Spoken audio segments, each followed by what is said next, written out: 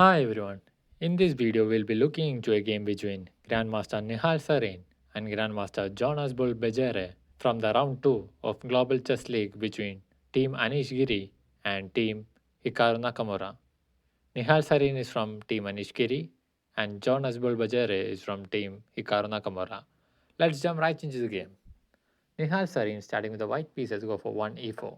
Jonas replies with c5, knight to f3, d6, knight to c3, knight to f6, d4, c takes on d4, queen takes on d4, knight to c6, queen to e3, g6, h3, bishop to g7, bishop to c4. Jonas goes for castling. Nihal also castles.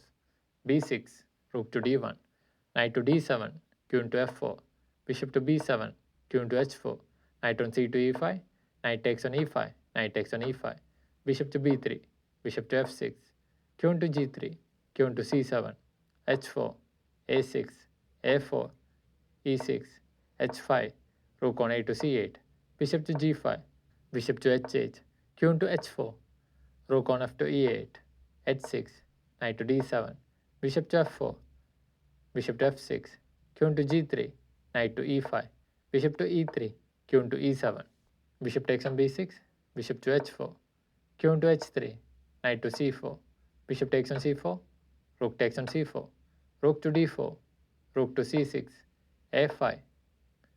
So if you look at this position, after 29 moves into the game, Nihal is having a slight advantage of plus 1.3.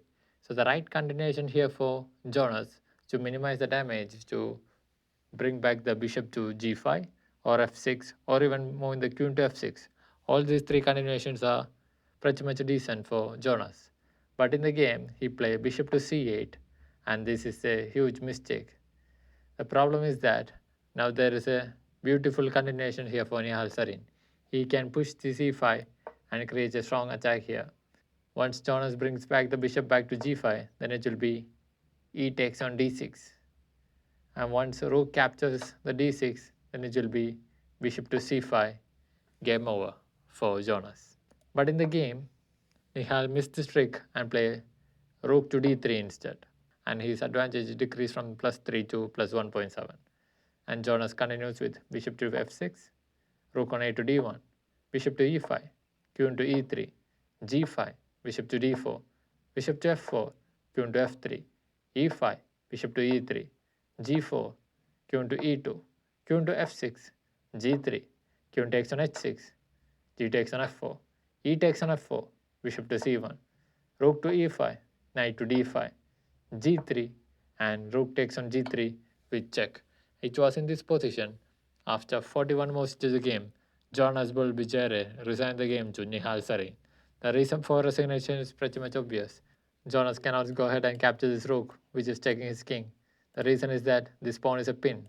This bishop will be capturing this queen if we go ahead and capture this rook. If he decided to continue this game by playing moves like king to h8, bishop takes on f4, queen to e6, bishop takes on e5 with check, d takes on e5, and this game is already dead lost for Jonas with 6 points of material down. So for saying this, Jonas decided to resign the game after rook takes on g3.